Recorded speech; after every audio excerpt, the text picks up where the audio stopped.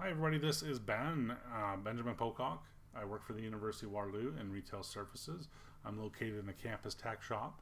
I know a few people have been asking about how to set up Xerox standard accounting on their VersaLink machines. This is again for the VersaLink. You may have an AltaLink, and that's an uh, um, entirely different setup. Okay, and there'll be a video on that as well. Okay, so first thing I'm going to show you is our website. It's newmediaservices.uwaterloo.ca/staff_faculty.html, and you have all your links to your guides and different types of support that you're going to need. Okay, if you can't find the information there or something's wrong, you can always email copiers at lists.uwaterloo.ca. That will reach John and I, and we can help you out individually if you wish. Okay. So, what's Xerox Standard Accounting? Well, Xerox Standard Accounting allows you to control and track your printing that you're going to do on your photocopier. This way, it prevents people from accidentally printing off sheets, or someone using it for 10,000 sheets, another person using it for 5. You can track who's using it. You can prevent people from using features like color printing. You have an IP address on your machine. It's the same as your old machine, most likely. If you don't know your IP address, you can find it by hitting the Devices tab on your machine, and then underneath that, there's going to be an About. And if you just scroll down, you'll see this number is probably 172.something.something.something, much like what's up here. That's going to be your IP address. Or again, you can just email John or I know what our address is, so when you type your address and you press enter, this screen comes up here and says your user accounts. It's going to have a list of all your user accounts. We're going to select admin and again type the password in. If you don't know what your password is, again, you have to call John and I. Okay, we're not going to put on the video here. So we have a nice long one. And then you log into your machine. So the first thing is the home page, and these are all the different functionalities that you can change on your printer, all the different settings. Okay, we're going to be concerned with on the home screen, there's a little cloning button. So when you're done everything, make sure you click on accounting and hit create. That will create a file, download right to your desktop, hide that away. That way if something happens later on, some power surge happens and your motherboard fries or something like that, you don't have to type all your information in again. Unfortunately for the VersaLink machines, we cannot import any old Xerox Standard Accounting information. You have to type it in from scratch. However, if you have multiple VersaLinks, you can create the clone, and then on the next VersaLink, you can select your clone file and install it, and then it'll install the Xerox Standard Accounting on that machine. Okay. Now, the first thing you do is you have to hit down permissions. That's where everything is.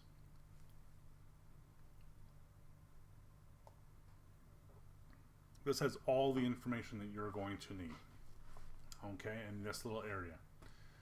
If we hit accounting method, this is the first thing you're going to want to do is hit the accounting method and turn on Xerox Standard Accounting. There's a bunch of different functions here, but I always say hit custom tracking and setup. Under setup, you have different abilities to track. So you're not charged for scanned items, so I would say do not track for that. Okay, for copying and printing, this is where you want to track. So we can track everything if we want to. And what that means is whenever someone tries to print or make a photocopy, they're going to have to type in a code or log into the machine. Again, some people say, oh, I don't really care about standard like black and white. The color's expensive, so I want to track. I want to prevent people from using color or track who's using color. Again, you can do that as well. Okay, we're going to track everything for printing and copying, but nothing for scanned images. Then you hit OK, and then your machine is going to reboot. Now you have just, while we're waiting for the reboot, it takes about a minute and a half. You have to do this first, okay? You have to turn on Xerox Standard Accounting before you add users. If you add users before you turn on Xerox Standard Accounting, when you turn it on, it's going to wipe all the users out.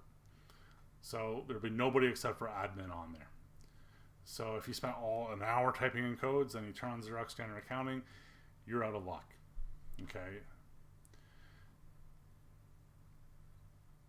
And the same thing is if you turn off Xerox Standard Accounting, you're going to have the same issue there.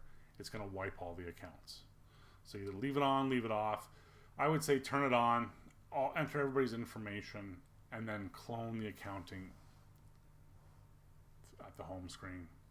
And that way, you have, at any point in time, you can just restore the user database. So we're going to type this in. Let's see if we can access it.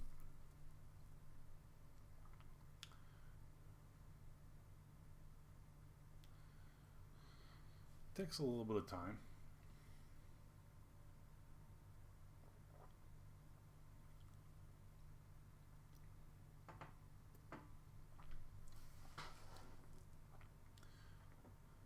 And here we go. Now you can see sometimes this, when we get through this here, the Xerox Standard Accounting, you're going to see that maybe there's a little bit light on features. It is a free software, and every vendor has different software for doing this. There are more sophisticated methods, better type this right, for doing the accounting. But this is the free version that's available on everybody's machine. So we go down to permissions, and you're going to see that Xerox Standard Accounting is there.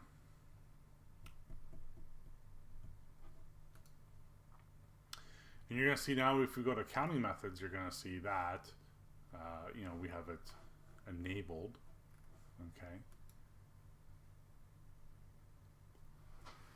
Okay. But one of the things you need to do is, well, you don't need to do this, but I generally create a general account. If you have different areas, like if you have maybe 3 different accounts that you're billing to, you might call one called finance. You know, we'll type 1, 2, 3, 4. I'm only going to have one called finance, but you could create like 6 different general accounts if you want. I think it's up to 100 that you can use. But now when you go back, you now this is the point in time where you add users. Okay, so unfortunately, the VersaLinks are a little bit different than the previous Xerox machines for the last 8 years and the AltaLinks, and it's much more limited. Essentially, the username is going to be what you need to type in, okay, when you're trying to print a job, and it's going to pop up a thing saying, you know, you need to type in a code in order to print your job. You type in the username, not the password, okay?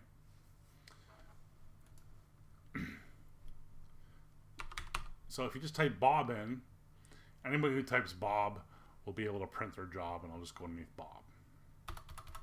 So maybe use a little bit like Bob 97, okay? And for the most part, you could use the same the password is the same as the username, or you can change it up. It's up to you. For simplicity purposes, I'm just going to have the same for anything. So now you're going to see that there's a user created. It's called Bob97. You can actually click on this user if you have system administration privileges.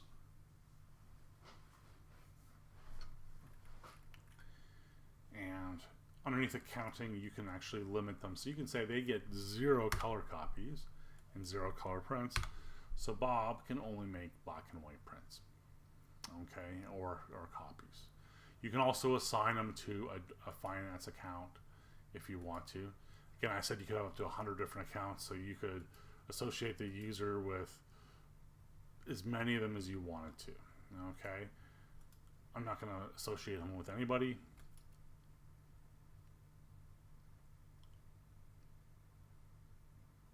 You hit OK.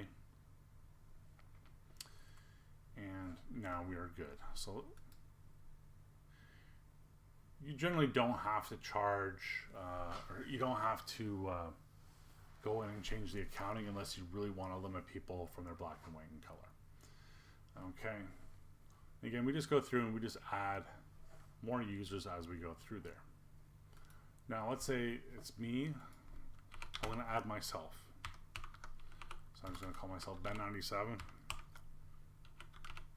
Don't worry, that's not my actual username and password. It's just what we're doing here. So Ben97 is there. You should have one person, like the person who's going to be making changes to things, make them a system administrator. Okay, you don't want to make everybody a system administrator, but it definitely helps to add yourself as one if you're going to be doing all the changes to the printer. And now as a system administrator, if I log in, so let's log out.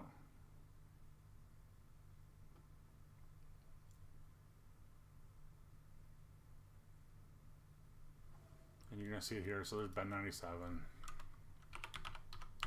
Ben97.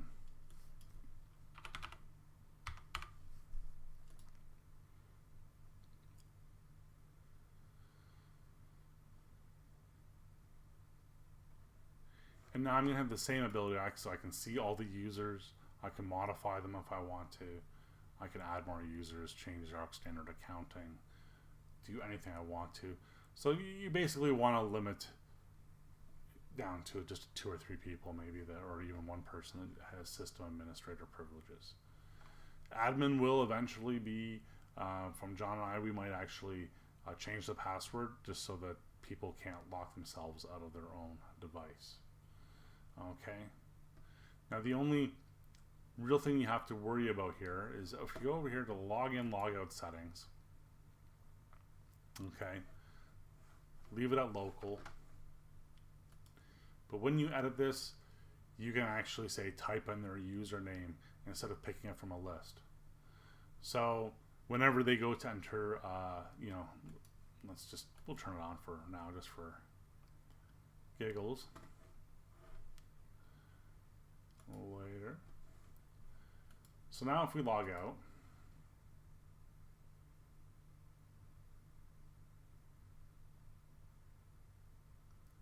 we go to log in, it's not going to show you a list of users. And this is nice because, again, the security on the VersaLink is very, very limited.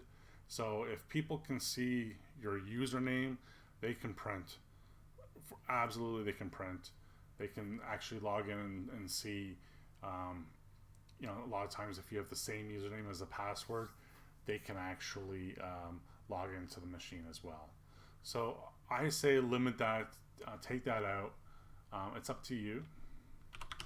So now I actually have to type in my code from memory. Okay.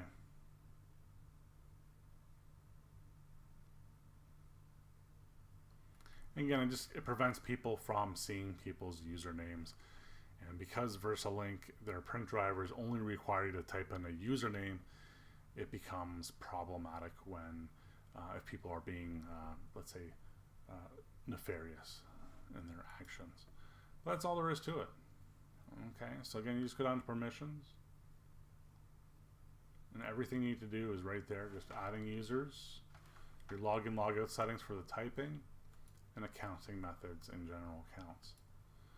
Now for the accounting methods, if you go over here, if you report, it's going to print out an Excel report for you, so you can actually analyze who's printing or all that kind of stuff. The other option is to reset it, and what resetting does is it resets all the counters to 0. So let's say you only gave Ben like 100 copies. Ben97 only gets to make 100 copies. Once that gets to 100, I will no longer be able to print or copy. Okay, by hitting the reset button, it resets the counters back to 0. Most people are going to create a report at some point in time. It could be once a month. It could be whenever you want. It really doesn't matter. Get a report, see who's getting who's making the usage, and then they reset the counters to 0 afterwards. Okay. Other than that, that should be good. Again, if you have any questions, feel free to call, or sorry, to contact John or I at copiers@lists.uwaterloo.ca and just ask us a few questions. Okay, take care.